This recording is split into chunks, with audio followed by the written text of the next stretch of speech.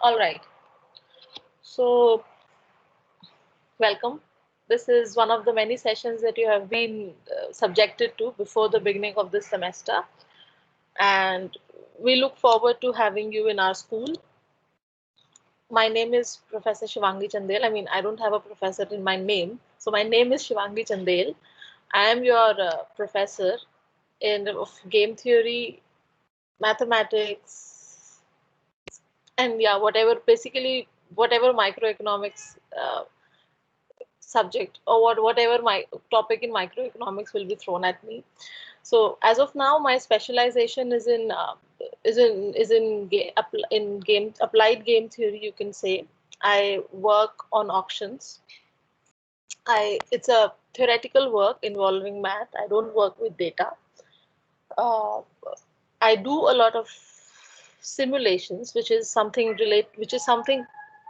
again an not an empirical technique, but a data orient centric technique that with that is relevant, or that is one of the aspects uh, of working with models or theoretical models of game theory and so on. So what I'm going to talk to you about today is I'm going to give you a brief introduction of game theory, and so that and set you forward for when this course arrives in your life, in the and which is the second semester of this second semester, so that would be spring 2021. Hopefully you'll be here on campus with us, and yeah, we'll have a face to face interaction over it. uh, so to begin with, I would go about, to begin with, I just want to know that how many of you actually know about what game theory is, or what we do in game theory. Just a brief recollection, or if anybody knows what game theory is, it will be helpful. So anyone?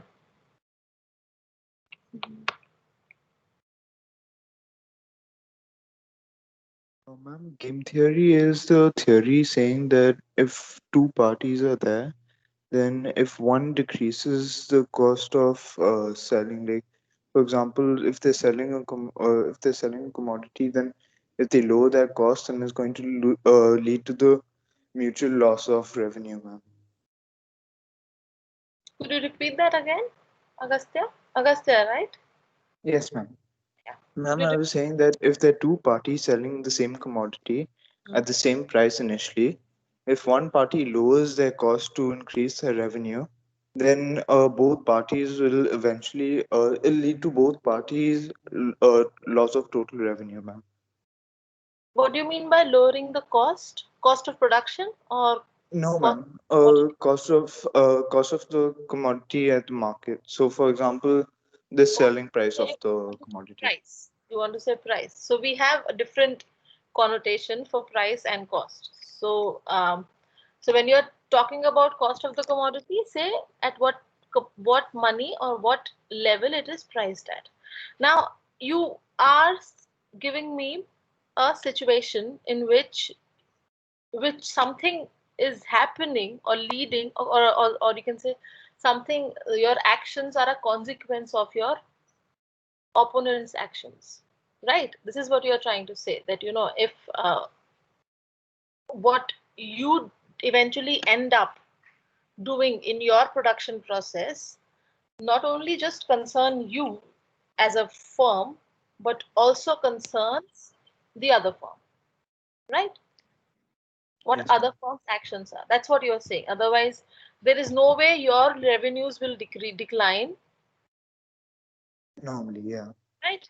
If you are not really focused on what your partner is doing, unless your sales are declining, which is something that we will. So this is a market oriented example, and it has many facets. We'll talk about this, or we'll take it up, or you will take it up in your future classes. But I just want to. So what you have said over here is a situation. Now, but what is game theory? Like, what do And we study? basically manipulation of the market and using techniques for to outsell your competitors. Like, and then comes the theory of finite game and infinite game.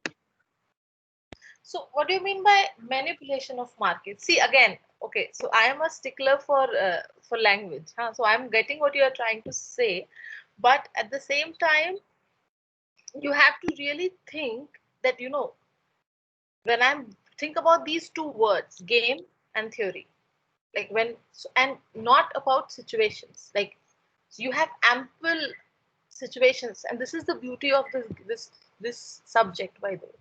You have ample situations this wherein concepts from game theory are applied.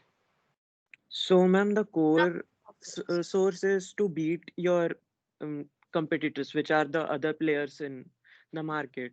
So, it can include everything from changing your marketing techniques to creating a brand of yourself in order to leverage your position. Hmm. Okay. So you're right. We are doing all these actions, but so the point is, you can do this as a firm. You can market yourself better. You can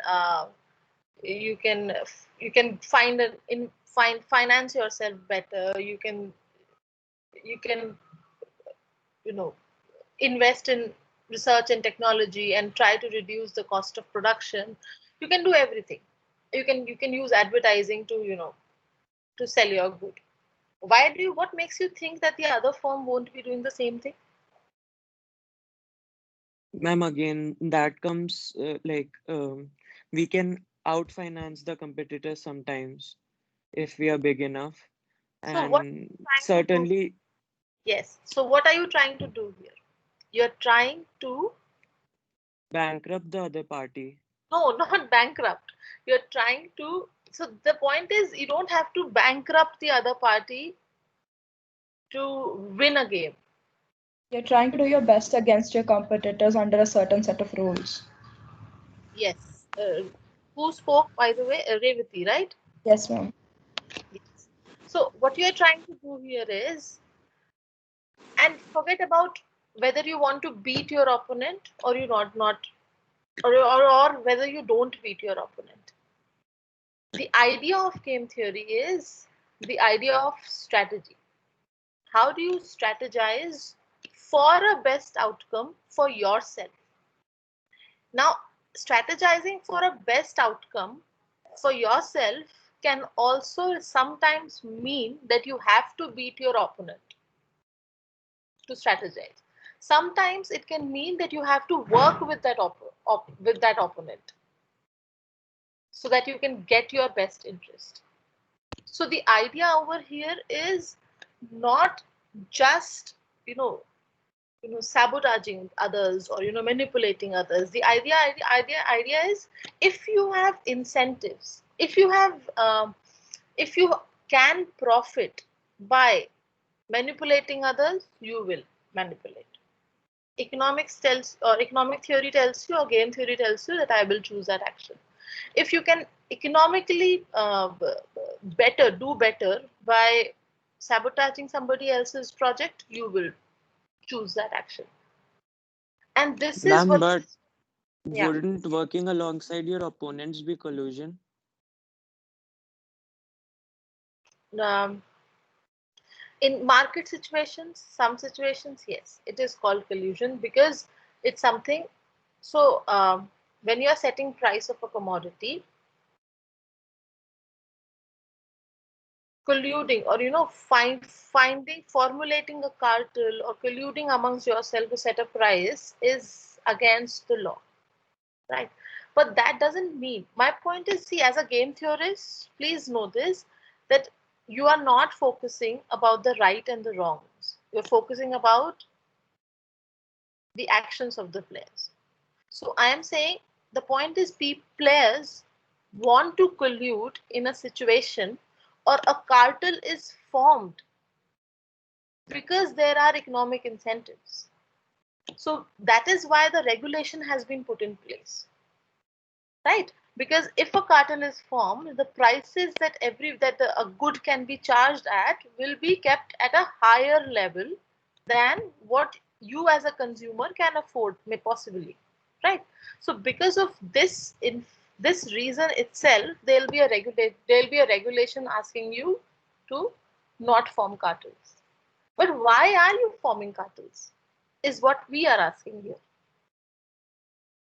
You don't. Ma'am, I have a Yeah. question.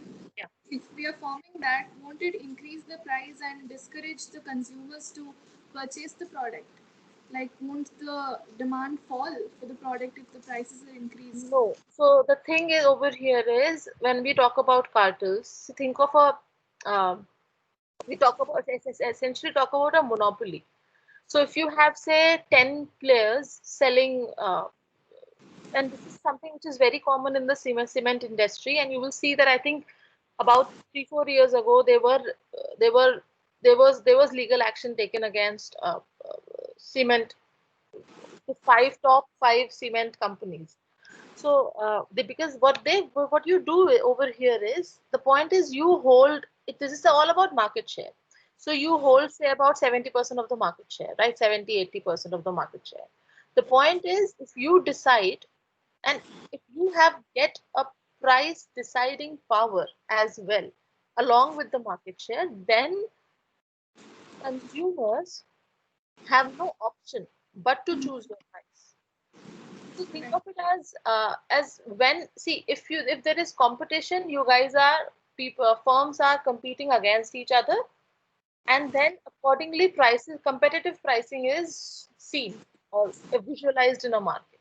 But if everybody is colluding, joining hands, they can actually charge a monopoly price as if there was only one firm operating in the market, which is why and in a monopoly if you need the good no matter what the price is you will purchase it, right? So Ma'am, but isn't game theory a form of non-formal collusion? non-formal collusion, no.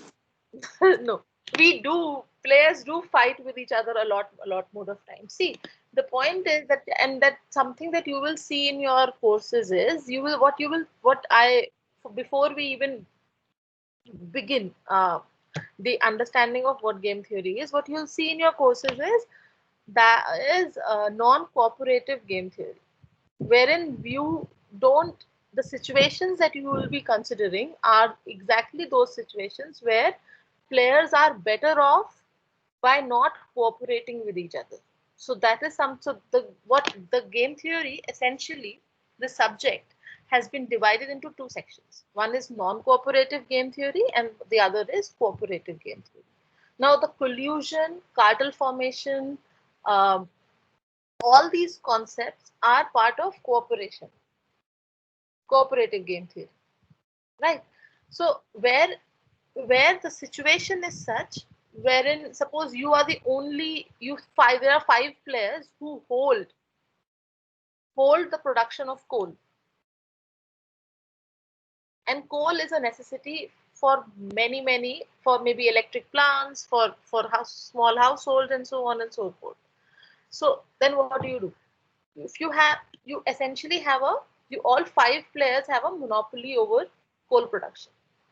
So what you find, what all of you will think about is let's get into a room, let's have a meeting, let's come together, forgetting our differences, come decide for a price at which this good will be sold so that we all benefit from it as a whole. So what you become, instead of having five firms in the market, you now become one firm. And this is why, so you what a consumer faces when there is a cartel is a monopoly rather than a competition between firms. So this is why, Ma'am, let me finish and I'll take your doubts. And this is why, but the idea of game theory is not talk, but the idea of game theory is to shed light on all these situations.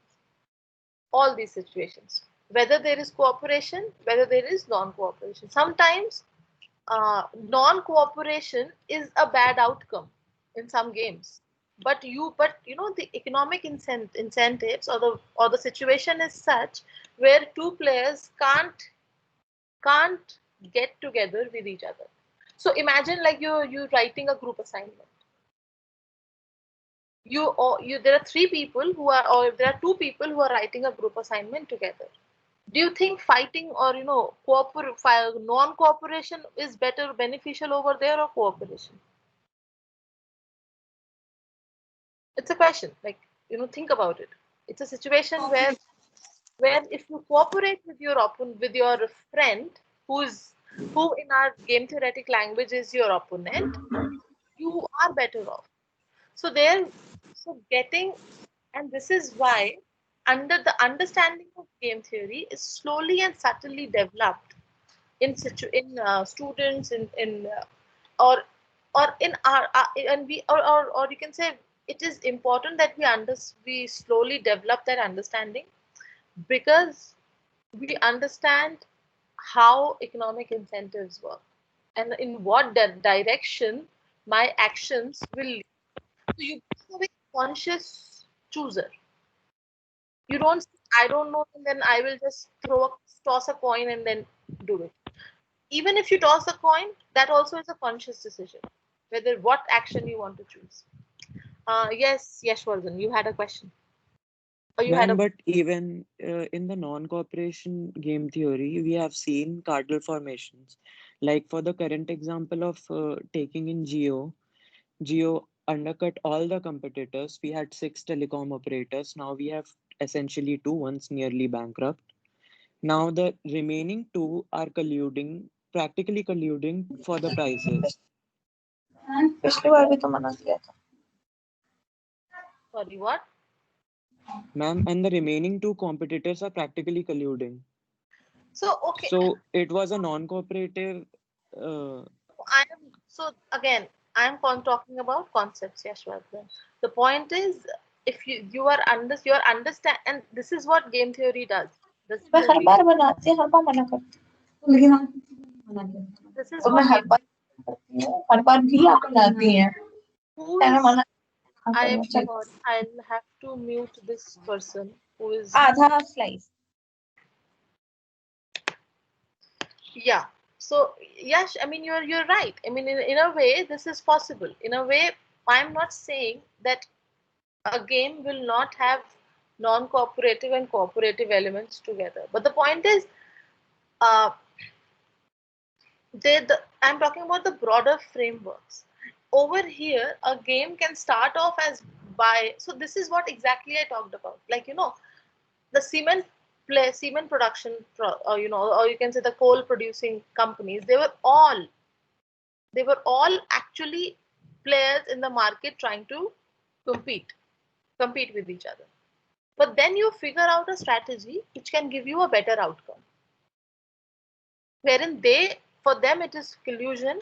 For the geo case, for the rest of the non-geo players, it is collusion again.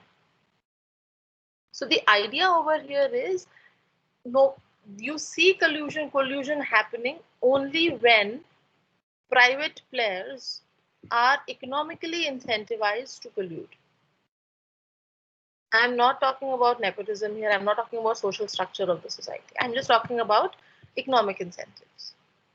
So any outcome that you see or you observe as a collusion is necessarily the way what tools do you use to understand that collusion? You use tools of cooperative game theory, right? So but before we Ma'am, get I'm sorry. I have a question which stemmed from Yashwardhan's example. right, Ma'am, isn't game theory mainly like, isn't it mainly about the people who do have like the power to set the prices? Like, it's a hypothetically oligopolistic market. So, like, isn't it like when you're talking about collusion, you're talking about only the firms which are capable of setting the price. So you're talking about the top percentile of it. We're not really talking about the smaller firms in the industry now, right? Not, not really. So the thing is, it's a game. So we have, I think you will see in your theory also, you can have a game. Or so the point is, uh, let me just highlight something over here. The point over here is that game theory is about strategic interactions between players. These players can be the top conglomerates of any industry. These players can be the small firms and or who are just entering the market, the the small or medium businesses. It can also be between a conglomerate and a small firm. The point is, I am not, the point is, you cannot, it see, the point is, game theory is giving you tools. It's giving you a framework, a formal framework to understand situations where more than one player is involved or more than one player is interacting with each other, and hence your decision making gets affected by people, by others involved in the situation. So this is something we call as a strategic situation, wherein your actions and your actions are not the only actions that affect your outcome. Do you get what? So usually, if I go to the market, if you drive down to the market, you can buy whatever you want, right? You can buy something and you can say come back in 10 minutes. But what if there is a traffic jam in between? So it's not your action essentially. You could have gotten a fruit, you could have gone to the market, bought a carton of milk and come back to your place in 10 minutes. But now if there is a traffic jam or if there is another person uh, blocking you on the road, then you will take longer. So this kind of a situation, of course, is not, you can't map it to finite setting, because you don't know the people. But suppose it was your best friend who just stood outside, who just was, suppose it was somebody who you know, and who was standing outside and did eat up your 20 more minutes of your time. So the idea over here is you did lose out on that kind of time because you couldn't make back to your house in time with a carton of milk, because your action was not just governed by what you were doing. It was also affected, or your outcome was also affected, but by what your best friend was doing or what was happening on the road. So these kind of situations are where you want to possibly account for all kinds of strategic interactions. You want to account for, okay, I'm going to choose something like, I'm going to choose action A, but my opponent is going to choose action B. So if there are only two options available, action A, action B. And if you choose action A, maybe you will, if you were the only player playing the game alone, maybe it was the best outcome for you. But now if there is another player involved in the picture, if you choose action A and your opponent chooses action A as well, then you might not be in the best possible scenario. So the idea over here is, then what do? You have to strategize based on what you believe your opponent is going to do. And that is essentially what is game theory. What game theory is. We do give out a proper mathematical framework which helps you understand, or helps you at least transform the situations that you see in your day-to-day life into a coherent a framework wherein you can talk about what should the outcome be. So in a way, you do get predictive powers. You can actually read situations and predict what is going to happen. The second thing is, you do get, even if you've observed a situation which has unfold over a time, like the Geo case, you would want to investigate more. You would want to see why something like this is happening. Why are people colluding? Why are the other players colluding? What are the economic incentives that are now making them driving them to collude? Right. So market situation aside, market situations in the market aside, game theory has actually helped strategic interactions between in war in defense situations as well. So it is very interesting if you go into the history of uh, game theory. You know, the game Prisoner's Dilemma, which became so famous, so popular, and I think that's the first game that everybody remembers when they talk about game theory. Can discuss the game a little bit. Uh, so that game was discussed during World War II. Yeah. So, Ma'am, yeah. you're not very audible. Am I audible now? Yes. I think I went too far from my laptop. So okay, so yeah, so in continuing with about the game about the prisoner's dilemma. So this game was discussed as in early 1900s. I mean, and the idea was that people wanted to know of the nations, people who were actually funding your research, government, especially the US government and the USSR government. They wanted to know whether this kind of strategic interaction, prisoner's dilemma, actually reflects strategic interaction towards and helps you understand whether going for a nuclear treaty would help you or not. So, so this kind of strategic interaction actually was discussed very early on, and we have seen applications of prisoner or a simple game situation like prisoner's dilemma in explaining why countries behave in a certain way, why you and I will be behaving in a certain way, why your friends together in a group will be behaving in a certain way. So model, you can actually model strategic behavior of players. And these players can be anyone. These players can be firms as whole, consumers, firms as whole, a game between one firm and the consumers.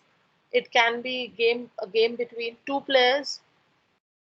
uh, two players, three players, four players. So the idea over here is that it's not just market that concerns us. It also game theory is also helpful in formulating the theory for the course. It's actually a branch of mathematics, game theory. So the history of game theory is actually very interesting for us. But so before I talk a little bit about the history, I want to talk about how what exactly do I mean by game theory. So if I say I am going to teach you game theory, I am going to teach you the theory of games. What are these games? These games are essentially situations or strategic situations wherein which you have or these games are strategic situations which you have understood via the a theoretical framework. When I mean theoretical framework, I essentially mean using mathematical models. So this is a theory about games. Now, if you understand games, think of a little bit. There is always more than one player, and there are always opponents. I'm not talking about video games. I'm talking about uh, physical games, or you can say interactions. So early on, the obsession was about solving, or you can understanding the game of chess. The early on fascination with games began with the big question whether chess can actually have a determinate winner. which is to say whether a chess game, which has been say going on for about two days, 3 days, can actually culminate into a winner. And many mathematicians, of course, this, and because game theory is a branch of mathematics, many mathematicians got interested in this problem. They wanted to see whether the game of chess or a game of cards, say poker, whether we'll have what are the situations where one can assure a complete win, wherein what is a one strategy that will beat my opponent, no matter what he does. So these kind of questions, these kind of reflections led to the development of game theory.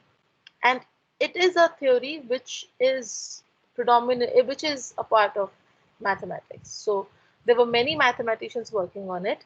It's very interesting, but you will find that in the when we read through the history of game theory, you will find that two people games, like two player games, were discussed as early, or and when I say discussed, mathematically discussed. Two people games were mathematically discussed as early as 1750s. So in the first part of the 18th century, people were actually sitting and mathematically trying to solve two people games. If there are two people person, there is a game of chess, there are two people involved in playing a chess, whether we'll have a solution or not. Then came, I think, if I talk about the research, then in about 1840, I think the correct year is 1838. So in 1838, Cournot, which is Augustus Cournot's uh, model of quantitative competition is something that you will always find whenever you read oligopolistic markets, whenever you talk about oligopoly in any market. So Cournot's model of quantitative competition was written or and informed or written as a research paper in 1838. That's the publication date. But the entire modern game theory that you see, that is the is actually credited to the work of von Neumann. Von Neumann was, you can say, Von Neumann was a mathematician who was very interested in economics side, and especially more importantly games. So what he did, so and everything, by the way, he wrote a paper in 1928, only 100 years back. You'll have you'll have sciences, you'll have branches of economics dating a lot longer.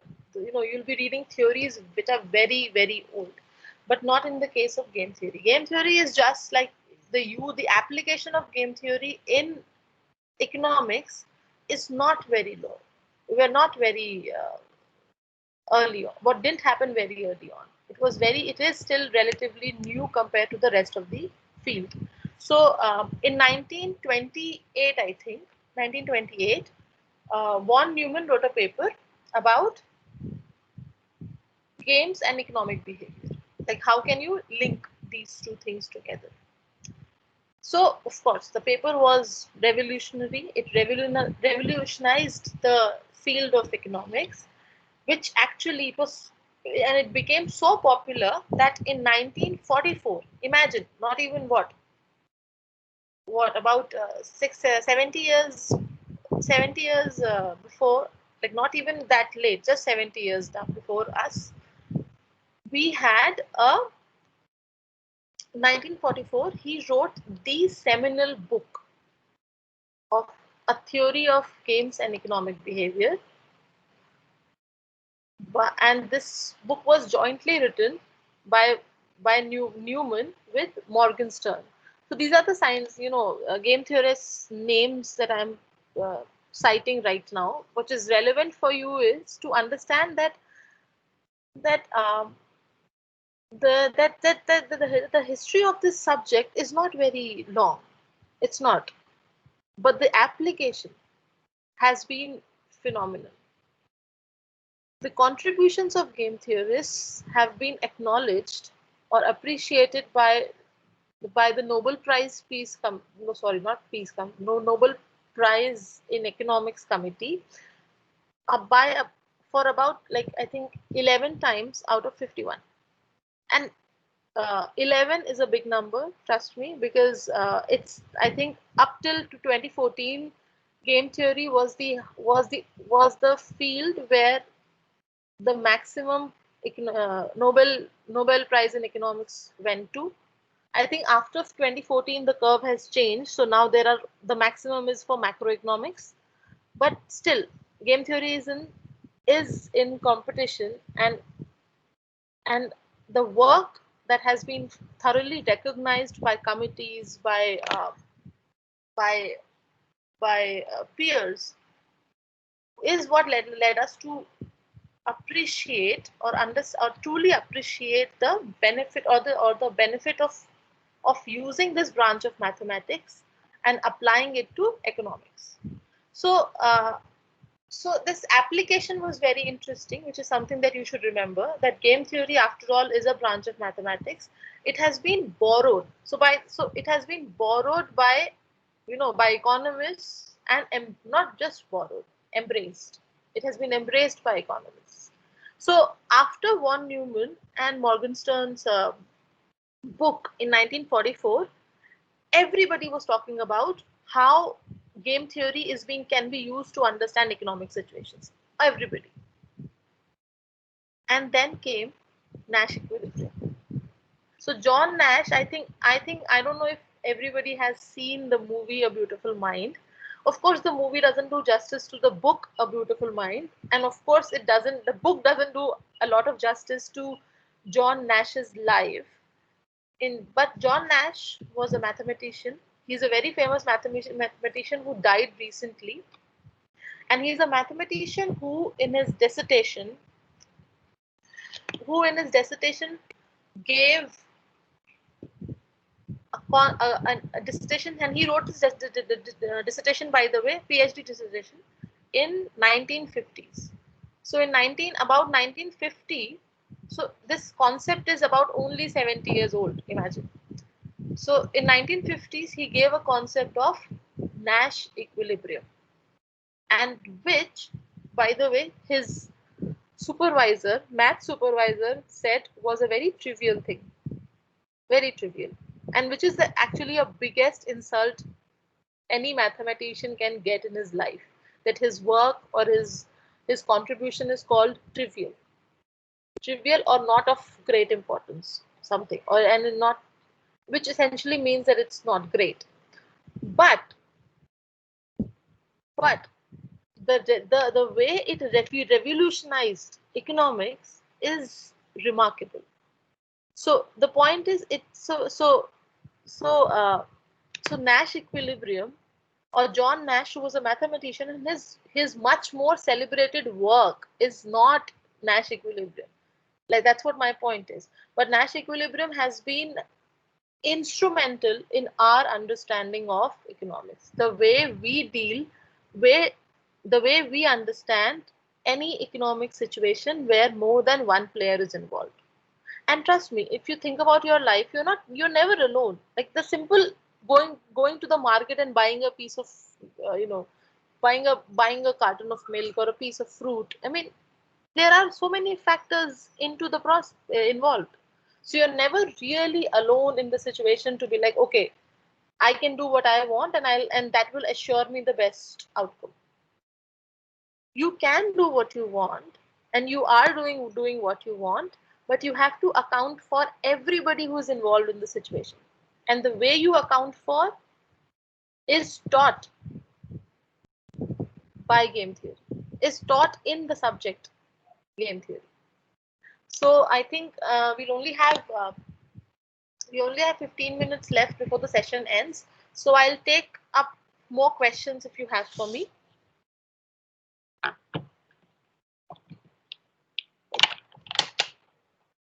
Anything that we can discuss? Yeah.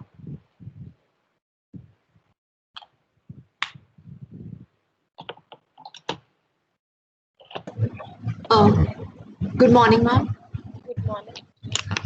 So, ma'am, my question is there any relation? Please introduce yourself and then we'll then speak out your question. Okay, ma'am. Ma'am, I'm Bhavya Kapoor. I just wanted to ask, is there any relation between morals and ethics with game theory? As it is a like a mathematical concept, as you mentioned, game theory. So, is every action of the firm justified by saying that it is a part of game theory? Not it's so okay. So this is not. It's like it's not part of game theory. I mean, it's saying. Um, I would say yes. The point is, game theory is a subject which tells you. That's what my point is. It tells you what will happen or what will be the outcome of a game. Now, but the think of a like a game of chess or whatever. Chess.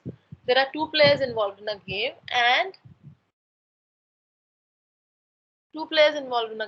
one player decides to cheat. The point is there will be an outcome. If the other player knows of the cheating, there will be an outcome. So what is a fair outcome? What is an unfair outcome? These are the discussions that we do have. And mathematically, we can actually formulate what is an use of unfair means in the model. But the question over that you are trying to, but the thing is, there is no justification provided. There is no judgment. There is no the judgment comes after the math has been solved. That once you figure out the outcome, it is up to you to decide whether it is morally correct, ethically bound, or unfair, or you don't like this. So this is why regulations were put. So this is why when people saw cartel formation was something that people saw, but then they were like, but something is wrong about this cartel formation. What is but unless and unless a research paper, somebody guarantees you, and math is a very beautiful way of guaranteeing things. Somebody shows you the math and says, see, look, this is the wrong, this is the suboptimum situation that everybody has come to, so you should do something about it. So as a government, if you've been advised that you should do something about cartel formation, then you will do something about cartel formations. But the math is not going to reveal whether the outcome is good or bad. Math is going to simply reveal not good or bad, in terms of your moral or ethical code. The math is going to reveal whether the outcome is good or bad in terms of your economic interests. Whether you are profiting or you are not profiting. Whether your utility is increasing or not increasing. So this is something, okay, so and another thing that I would want to point out here is what we as game theorists believe in, which is if there are, that it is that, I mean, not we, I would say, I mean, this is mostly my understanding. So everybody is familiar with utilities, right? Utility function, or you can say, or preferences. I mean, I'm assuming this all of this will be clear to you, and I think you will remember this once you start your microeconomics training. That people have preferences. I can prefer apple over oranges. I can prefer banana. I can hate banana, which I do. So I have a preference over a list of fruits, right? Now I have found a way of mapping that preference into a utility function to understand that given how much utility, or given I consume a piece of maybe 2 apples, 3 apples, how much utility I'm going to get. So this has been the map. Now, so essentially what you're trying to like, just remember this, that you are only thinking about your preferences. What do you what do you prefer the most? And if you get that, that is the ideal point. Otherwise, you will choose something which is next.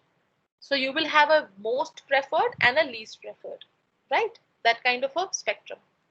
Now, the idea that that game theory, I mean, accepts is that if your preferences are based and tastes also include that you don't want to buy, a fruit which is being sold by a, a, a non-ethical seller.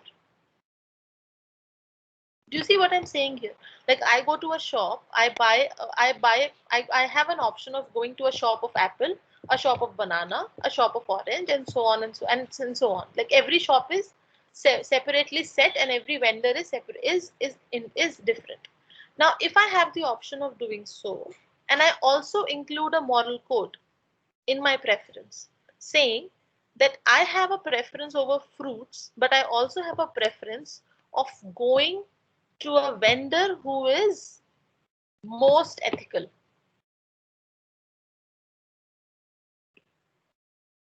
Is it possible for you to then formulate your preferred choice, or your depending on the information that you have, is it possible for you to figure out your utility in terms of what you eat or what you consume?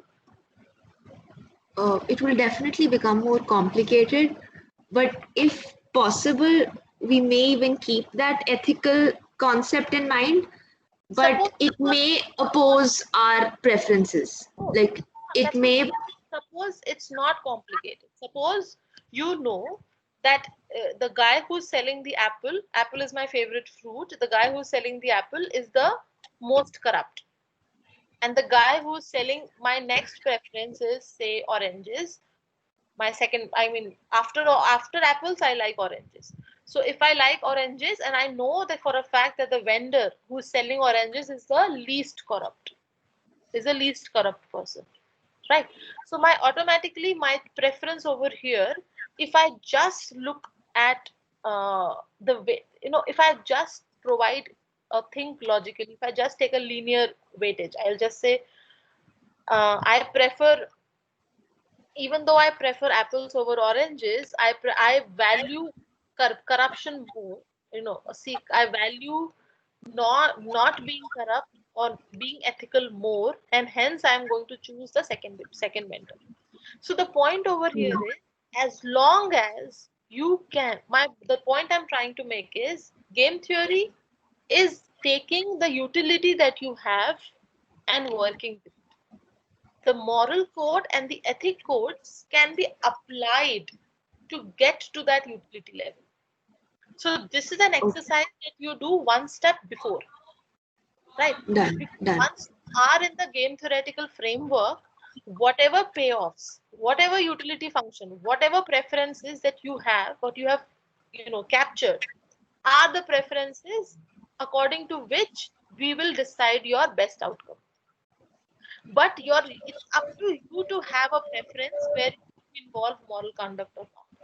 So if you can give me a clear utility function, right, a clear, clean way of which can incorporate every single, or every fair means, every likeness or dislikeness towards something, then yes, then game theory is including moral ethics, right?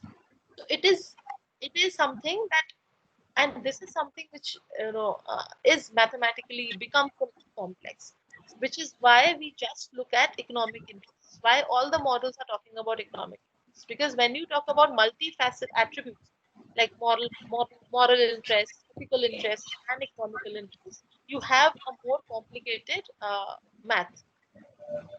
So yeah, so but you can do it, like in simple frameworks you can do it. That's not a problem. Okay, ma'am. Thank you so much. Thank you, ma'am. Anyone else?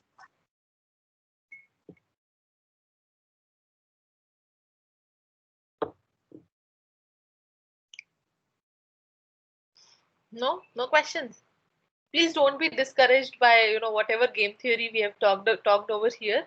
And I have talked to you before we end this this session. Ma'am, I had a question. Yes. My name is Anisha. Yeah. Hi, Anisha. Ma'am, so you said about predicting the future outcomes, but when there are so many unpredictable factors, how can you actually go on a path and predict the situation? Because This is again a priori. This is not a posteriori. I mean, in a way that okay. So how do I say that my predictions can be wrong as well? No, but that doesn't stop people from making predictions. That doesn't stop you macroeconomists from making predictions, or or your investors from making predictions. You predict which stock is going to give you the maximum value, but it can happen that you don't get it in the end. So the point over here is you work with so a priori whatever information you have, you work with that, and you decide your path or your action. If that action eventually doesn't generate the best possible outcome, that doesn't mean that the math that you used was wrong. That only meant that you didn't factor in, or you didn't have the entire information. There could be a supply shock. There could be COVID-19. Nobody could have predicted it. So this is what is crucial, that predictions are after all just predictions. I mean, whether they pan out or they not don't pan out is part of our life. okay, thank you, ma'am. Yeah. Yeah. So okay, before, I mean, if you have any more questions, we can continue. Um, but what I want to say about game theory is that I don't know if I'll be, I mean, I don't know if I'll be teaching you. I mean, we have another very good faculty member over here who's recently joined and who's teaching game theory now. But remember this, that unlike or unlike any other economics undergraduate program in India, we have two courses on game theory. So you're taught or you're trained for for for whole 1 year in game theoretic concepts. And why do we do so? We do so for the exact purpose of how crucial understanding or the knowledge of game theory is for an economics undergraduate. It can own I told, like I told you, like 11 times out of 51 times a Nobel Prize has been awarded to game theorists. So about 25, 26 game theorists have already received Nobel Prize, which is the set. So the point is, it's like it's like not if we don't teach you game theory, we are undermining the just because it's more math oriented, it's undermining the efforts of the rest of the game theorists in the field of economics. So we want to honor that. So that is the reason why this program specially has two courses in game theory for your benefit, so that you understand the true value of it, and hopefully you'll get interested to pursue this in a capacity of a researcher or so on. And believe me, this is like, there are wide applications. I mean once you get into understanding or reading what all concepts there are in game theory, the whole idea of understanding a strategic environment, it just helps you inculcate that logic that is required to in your decision making process. So yeah, I mean that's about it from my end. I'm happy to take more questions because I still have some, I think, 5-10 minutes for me with me before my next meeting. So do you have questions for me? Hello, ma'am. My name is Raghab Gupta, and I had a question. So, being a science kid, I don't have much knowledge about game theory. So, would it be necessary for someone like me to take up a course for game theory before coming to JINDA? Absolutely not. That we start from the first we start from the very basics. And this is something, this is an advanced understanding. So we want you to have one semester knowledge of whatever you taught, right, before you can start with game theory in your second semester. And when you start with that course, it's like we start from the first. I mean, my first lecture is on what is game theory, what we'll be doing, and what is a single decision making process, what is a double, what is a two-player decision making process, and you talk about prisoner's dilemma. So if you are interested, because the next time you're going to learn game theory is now in February. So there's a lot of gap. So if you're interested, you can just Google game theory. You can just read about prisoner's dilemma. I mean, or you can just watch videos about prisoner's dilemma. You can watch Beautiful Mind. Of course, by the way, there is a interesting point I want to make. Beautiful Mind, the movie, got Nash equilibrium wrong. So don't take it. So the screenplay writers didn't have a game theoretic knowledge. So they just goofed up the whole understanding of Nash equilibrium. But the movie, it's very nice. So you can watch that movie. You'll be in, and yes, and otherwise there are books that I can recommend. You will find those books even once you start the training, and it's very intuitive actually. It's like puzzle solving initially, but then we get into math, and then people get scared. So don't get scared. Do your math, first semester math well. Do your probability well. We will be talking a lot about expected values, so uh, you should be able to at least find out the average, the mean, the probability, and so on and so forth. So get those skills, and and I think it will be a very interesting ride. Yes, Thank you. thank you. Okay, shall we call it a day? I mean, it was I hardly get to. I mean, I didn't get to introduce. I didn't get to hear your side of the story. I just like heard. I mean, I just spoke from my side, but I have interviewed. I think a lot of you. So it's good to see you here, or not, or hear you here. So let's just finish the session off by saying that I welcome you to the JSGP. I welcome to the JSGP family. We do want to make you better economists, or better at or at least better at whatever you want to pursue in your future. So use these 3 years as a part of your skill development training, wherein you try to absorb as many skills as you can before you move on for your specialization, which is in master's program. So all the best, and I hope you have a fun time from 1st September learning and training for it. All right. Thank you, ma'am. So can we end the meeting now? Yeah. Somebody's no? Okay. So good luck, all the best, and see you guys later. Maybe next semester in the university. Yeah. Thank Bye. you. Thank you.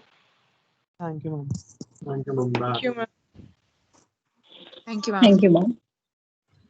Thank you, mom.